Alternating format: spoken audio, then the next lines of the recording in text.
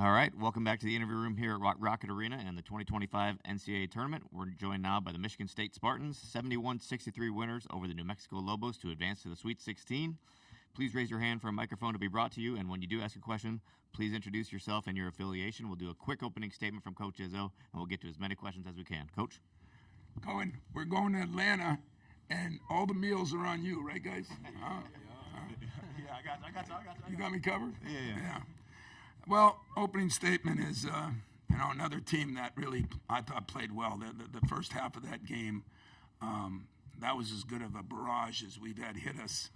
It wasn't that we were down a lot, 10 points, but it just seemed like, we weren't guarding and they were making shots. And give them credit. I thought from about the 9-minute mark on, we did a better job in the first half. And I thought second half, even though they shot a pretty good percentage, I think, 48%. I'm not sure there's anybody shot that against us, but they're talented. They're good. And they had a kid, Amzo, played out of his mind. I thought he had 12 at halftime. He's making threes. He's doing everything.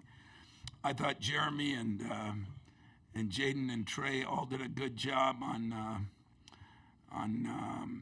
Dent. And Dent is a hell of a player, but I thought we got our break going when we got our defense going, and we rebounded the ball pretty well. I don't know what the final total was, by 6. But that's a talented, well-coached team, and I'm just happy we got the win. I'm happy we showed a little character after we got down and weren't playing very well. Thanks, Coach. We're going to lead off here in the first row. Lindsey Huddleston, Sports Psychology Solutions, SBS. Coach, this is for you. After the Wisconsin win, when you were on the dais. Student athletes first, please. Oh, I'm sorry. No problem. To these guys, what is it like? Coach always talks about a ugly win over a pretty loss. You guys had to grind it out. Jay, you want to talk about what it was like grinding it out? Oh, yeah, definitely. I mean, a win is a win. I feel like good teams find a way to win, and that's what we did. We started ugly. They got out on us in the beginning, but we just tried to stay solid throughout the game. Row 3. Dan Lobby, Cleveland.com, for the three of you.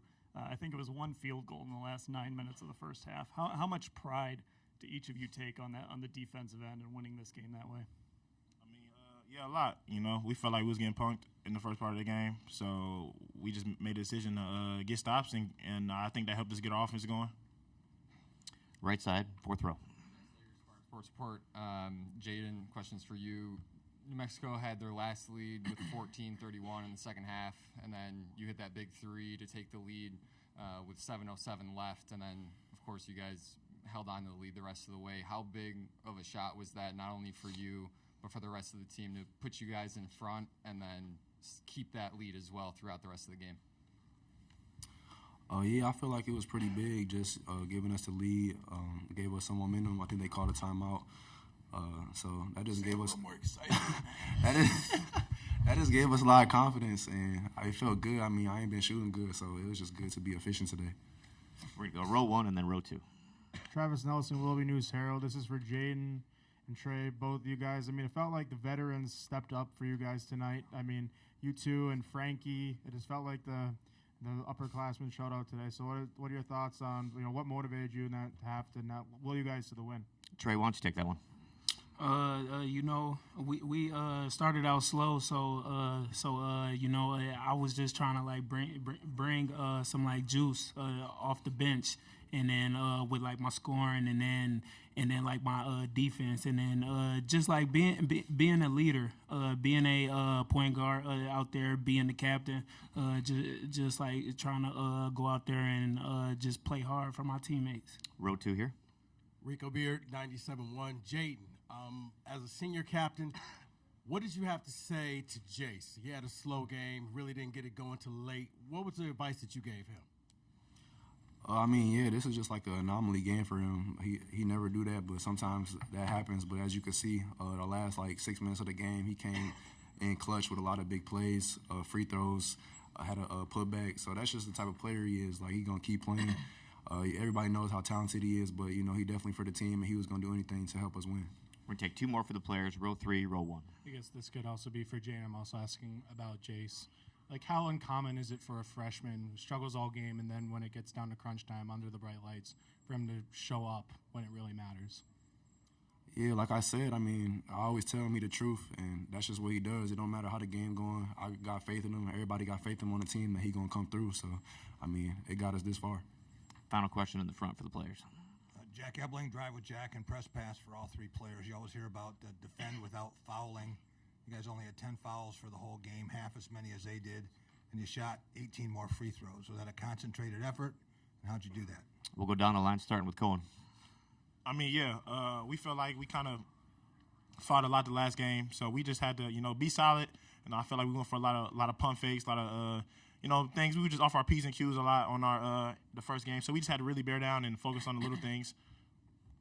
That was like one of our keys, defend without fouling. So we were just trying to like keep them out the lane and then just get out and run. Yeah, I mean, that was definitely a key. When we got the lead, we definitely didn't want to foul. We wanted to keep the game clock going, so that just really was our goal. Thanks, guys. We appreciate it. You can head back to the locker room. Congrats. We'll continue with Coach Izzo here, starting in the third row, and then we'll go to the fourth. Nick Lundberg, WJR. Coach Izzo, this is your 16th Sweet 16 appearance in the 27 straight years you made the tournament. What do you think is the key to your success and longevity in the tournament and throughout these multiple eras of college basketball that you've coached in? I don't know. I mean, I still think for my whole career, starting my first year when I think we grabbed 26 offensive rebounds against Arkansas, who was one of the toughest teams in America. We've kind of built on that, and we've kind of stuck with it. We still defend and rebound, and Jeremy's starting to really push the ball. We're getting our running game going a little bit, and that's kind of what we are. We defend, rebound, and run, and yet, for the year, we've scored almost 78 points a game. Where we let down a little bit is our free throw shooting hasn't been as good lately, and that has to be addressed this week because in a tournament, that's how you win games. And our defense hasn't been as consistent, and some of that, we've got a couple guys wearing down a little bit, even a couple of our big guys, and we have a couple guys that, sometimes matchup problems. It's not the best teams that win. It's those teams that play the best, and sometimes it's not who you play, it's the matchup. I shouldn't say it's not who you play, but it's the matchup of who you play. And I think we've had a few problems with that, and that's why we've adjusted, going small a little bit. Cohen's really come on big. Frankie's helped a little bit. And, when they were talking about defending without falling, that was one of the major keys because Dent is unbelievable. He gets, I think, 8.5 free throws a game, and he had 0. So we had what we call our 6-eye approach when he should have been seeing 6 eyes every time he had it. And it wasn't perfect, but it was pretty good, and yet it cost us a little bit early with the other guys hitting some threes. Let's go to Justin. Justin Williams from The Athletic. Coach, the pace seemed to really favor them early. How did you guys flip that? I don't know if the pace favored them. I mean, we were going to run. They want to run. To be honest with you, I think what hurt us was we didn't guard, and they did guard. And, and they had a couple guys hit some shots that normally don't, hit those kind of threes. And so they played good. That's a good team. Don't kid yourself. That is a really, really good, well-coached team. And I told you, our margin for error is not great. We're not going to sit there and walk up and out-talent anybody. It just doesn't work that way with us. They know it, I know it, and most of you know it. And that's not insulting. That's a fact of life. Right side here in the front row, Coach. Hey, Tom. Jim Comparoni, SpartanMag.com. What did you see out of Frankie Fiddler tonight? He gave you some important glue minutes in the lift here and there. That's a senior. I'd imagine enjoying an NCAA tournament appearance with Michigan State for the first time. What did you see from Frankie tonight? Well, Frankie plays a little more physical and a little tougher, and probably our fault. We tried playing him at the 3 a lot. He can play the 3, but he's more effective at the 4 when he can get, do some things against guys not maybe bigger than him, but not quite as quick as some of those wings are. And I just thought he made some muscle plays. He has the ability to get fouled. He was shooting 90% from the free throw line for most of the year, and he missed a couple, too. We had a lot of guys miss some free throws that are really good free throw shooters.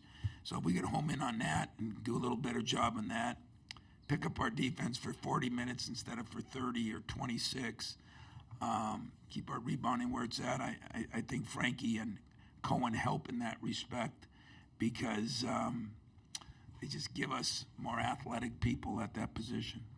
3 final questions on the left, Coach, starting with Wojo. Tom Bob Wodowski, Detroit News. Down 10 in the first half. Jase isn't hitting anything. That's a problem. How much solace and comfort do you always take in those situations, knowing your defense can turn it on in the second half, like it has the first 2 games of the tournament so far? Well, a little solace in the fact that I still think at the end of the first half, I thought we were wearing them down a little bit. You know, we're getting some of those breakaway dunks and breakaway layups, and but I didn't feel very good about our defense. At least 10, 12 minutes of that first half, and they were driving around us. They were shooting over us. Listen, we were poor. I mean, we got to take that. And we got a lot better. And yet we've had some of those stretches now. And I think sometimes, how many threes did we make tonight? 4 only. Maybe that'll get us back to normal because when we were making 9 and 10 threes, I think we forgot how to guard people. So maybe getting back to 4, maybe we'll go back home and start guarding people again. Third row, Coach, left side. Joe Rady, Associated Press. Tom, you tied Jim Boeheim tonight for 4th most tournament wins. Just thought of achieving another milestone.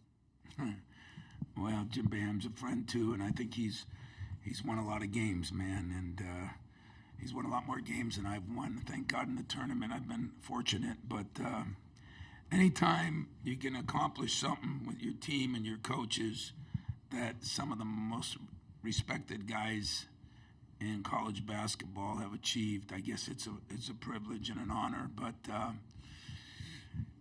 there's still, I say it on Bobby Knights, and that was awesome.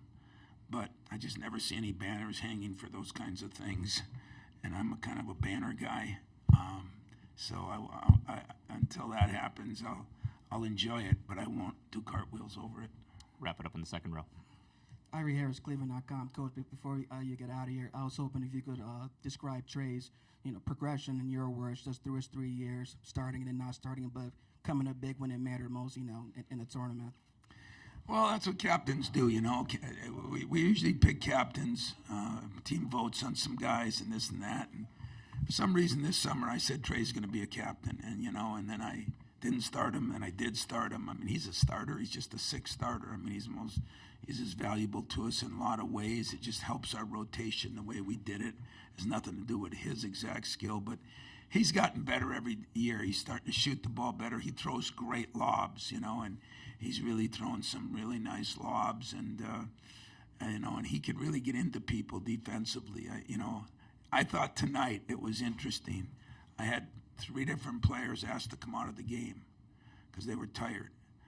That for me was the greatest thing that happened because that means they're spilling it, and that's what I asked them to do, spill it. And I think we got a little bit nervous or maybe too excited. That happens to Jackson Kohler sometimes, and you burn up your energy that way. But Trey has been solid. He's been a good leader. He's accepted things. He embraced them. And shooting it better, passing it really well, and he can really defend. So I see this as getting better and better and better, and hopefully for a great senior year. But we got some games left. As Jeremy Fears said, I told him the greatest thing that happens in these games is when the last game of the weekend, you try to win the weekend. When the last game of the weekend's over, if you still get to practice, that's a good thing. And first thing Jeremy said, hey, Coach, we get to practice Monday. I said, you're damn right, and I'm going to be excited about it. Coach, thanks. Good luck on the second weekend. Thank you, guys.